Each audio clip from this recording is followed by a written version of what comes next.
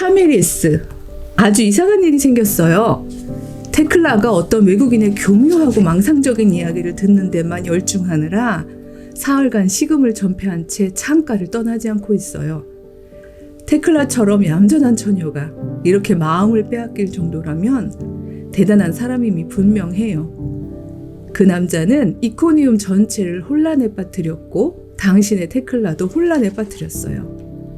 모든 사람이 순결하게 살아야 한다고 말이죠. 내 딸 테클라는 바울의 설교에 사로잡혀서 거미줄처럼 창가에 붙어 있어요. 그 아이는 굉장한 열망과 큰 기쁨으로 귀를 기울여요.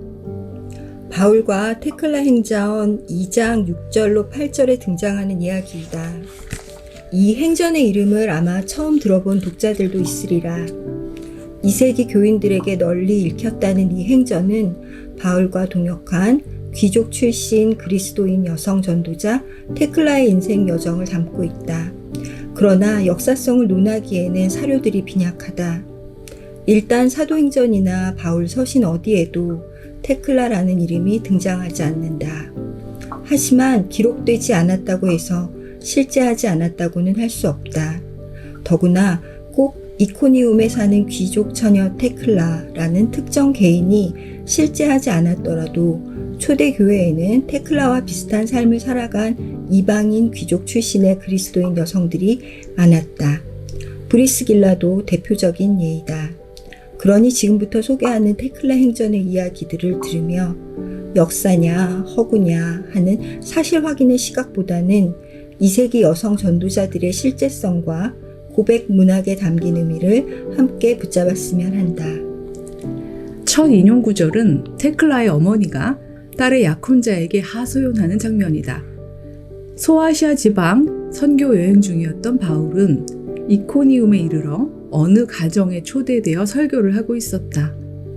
테클라의 집은 창문을 열면 바울의 설교가 충분히 들릴 정도로 가까운 거리에 있었는데 딸이 끼니도 걸으면서 바울의 말에 집중하는 모습이 걱정스러웠던 어머니는 바울 설교를 함께 들어본 듯하다. 바울은 순결을 지키고 몸을 더럽히지 않아야 장차 부활이 주어질 것이라고 가르치고 있었다. 바울은 정말 그렇게 말했을까?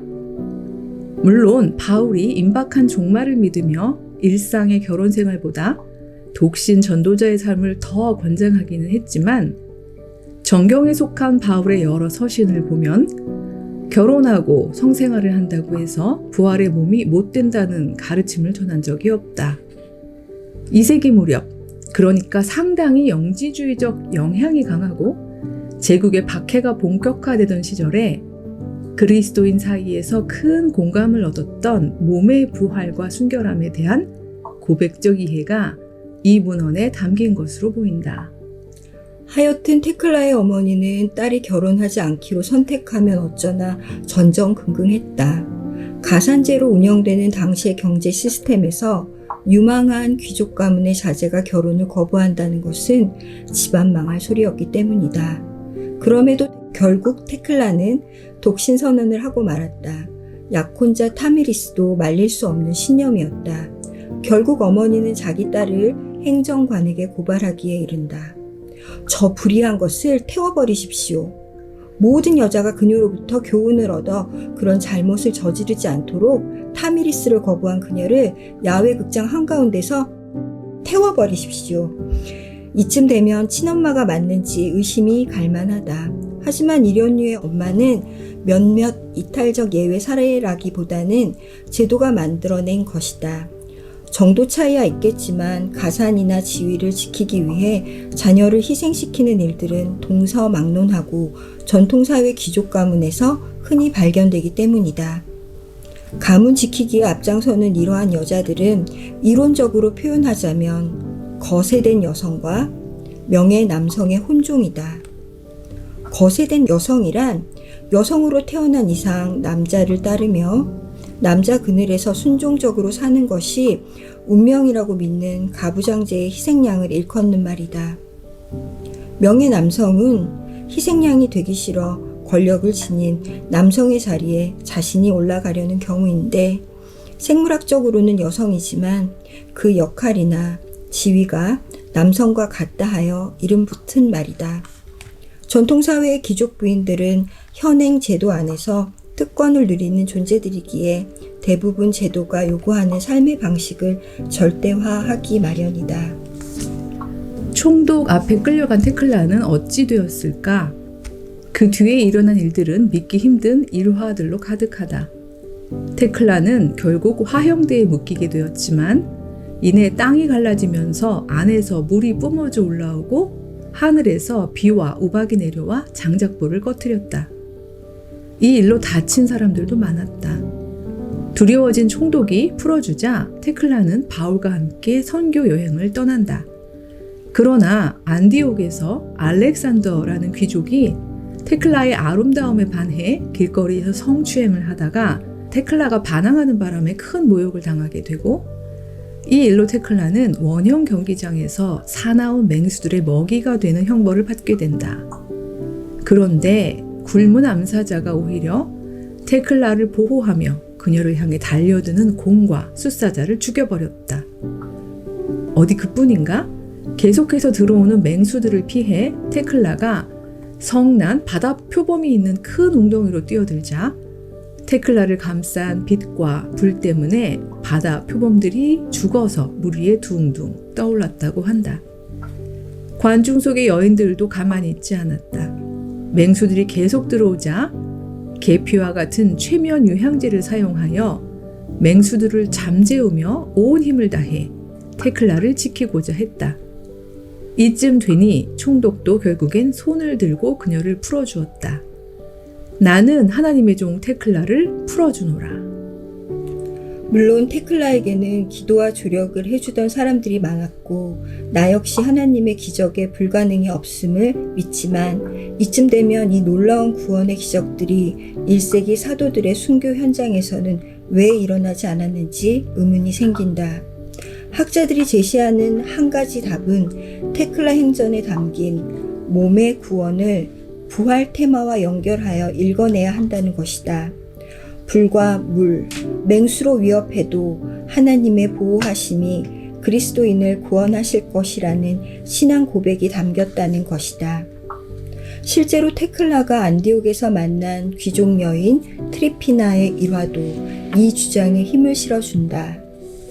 트리피나는 왕족 여인이었는데 근간의 딸을 잃고 슬퍼하던 중이었다.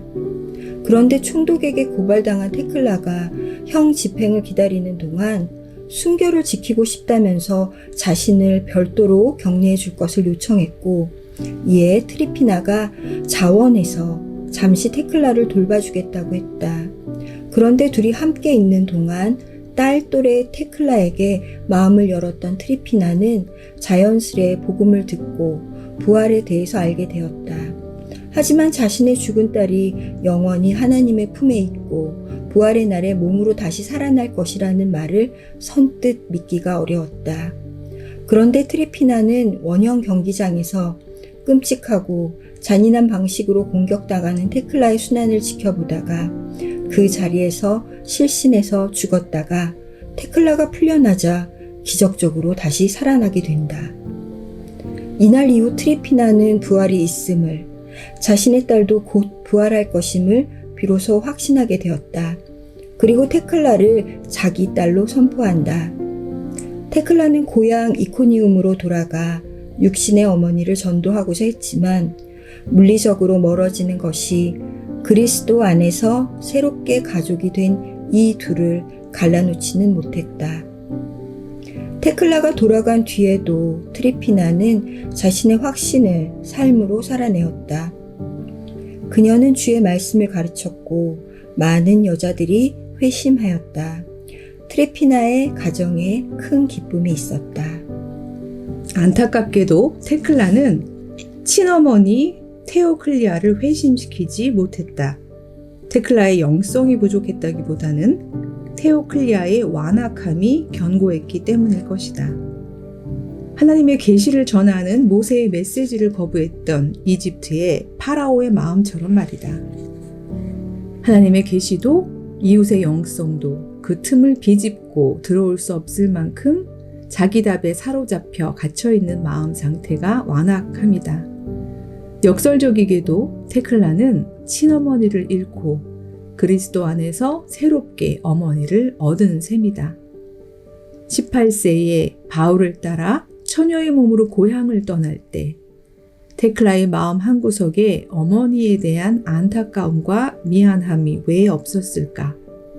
그러니 자유의 몸이 되자마자 고향으로 달려와 제일 먼저 어머니를 전도하려 했을 것이다.